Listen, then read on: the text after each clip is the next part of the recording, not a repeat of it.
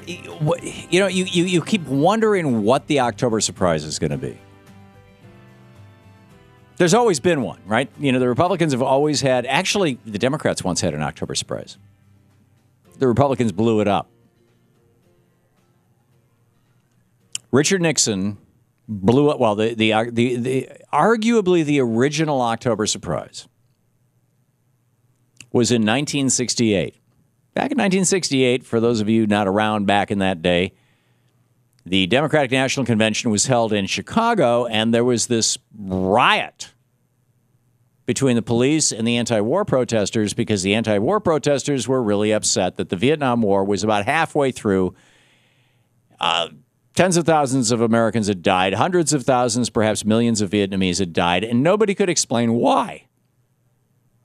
In fact, it was leaking, it had pretty much leaked out at that point that the whole rationale for it, that we'd had a ship bombed in the harbor off the coast of Vietnam, was phony baloney, was made up. So why were we there? I mean, we couldn't even come up with a good reason, like there's a lot of oil there. There was speculation that there was bauxite or, there's the raw material for aluminum. Nobody really knew.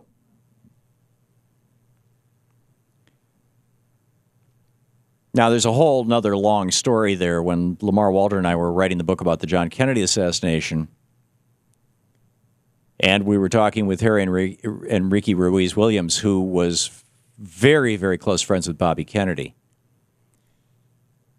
And Williams was, one of the leaders of the Bay of Pigs invasion, which, as you know, went south during the John Kennedy administration. And they had this assassination of Castro all organized for December 5th, 1963.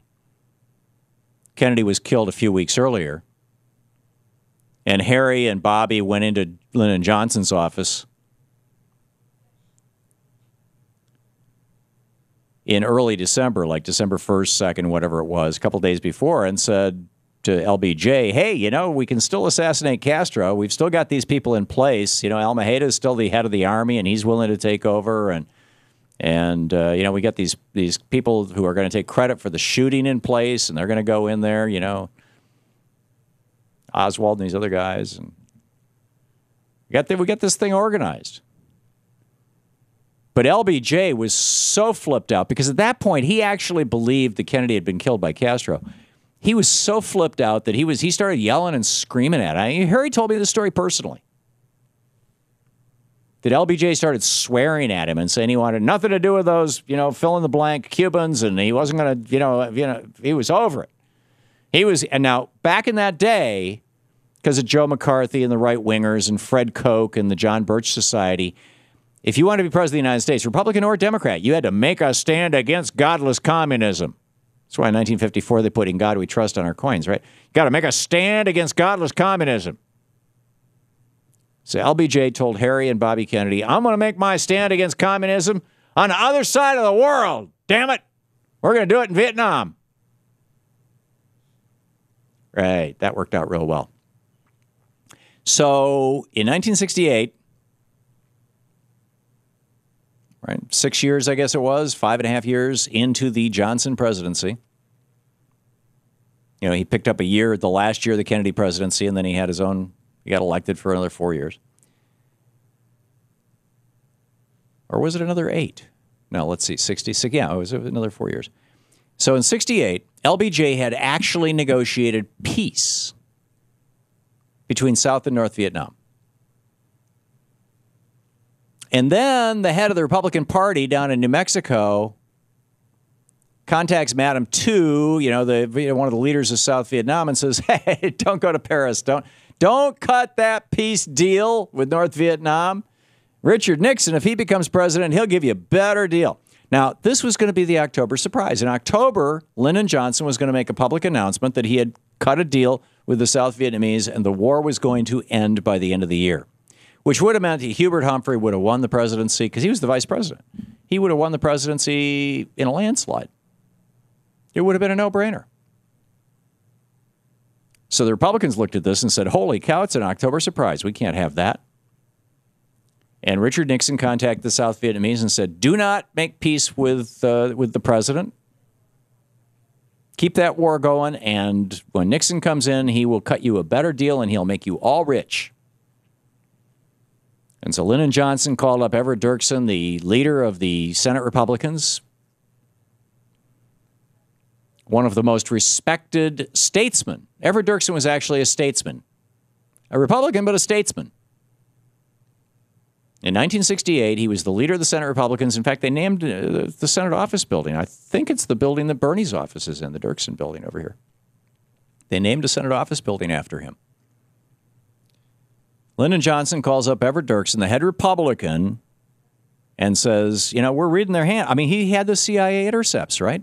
He knew what the Nixon campaign was saying to Madam Tu, to the South Vietnamese. He says, we're reading their hand, Everett. This is treason. Now, I don't want this to get in the press, because he didn't want the American people to lose faith in American government. He believed that government was a sacred institution. You know, like the Goddess of Liberty, the District of Columbia, the District of the Goddess, all that kind of stuff. Lyndon Johnson believed in that. He believed that the American people should continue to believe that American government was good and that government should be good. It's why he pushed through Medicare and the Great Society. He literally went to his grave with this secret. This tape was not released until 2 years ago. Here's the latest information we got.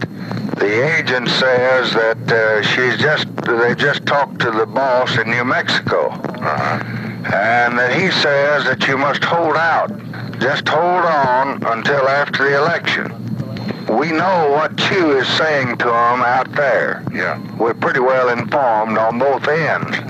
Now, I'm reading their hand, Everett. I don't want to get this in the campaign. That's right. And they oughtn't to be doing this. This is treason. I know. This is treason. I know. So anyhow, the first October surprise, arguably, at least the first one I know about, was 68, and it was Lyndon Johnson's. It was a Democrat.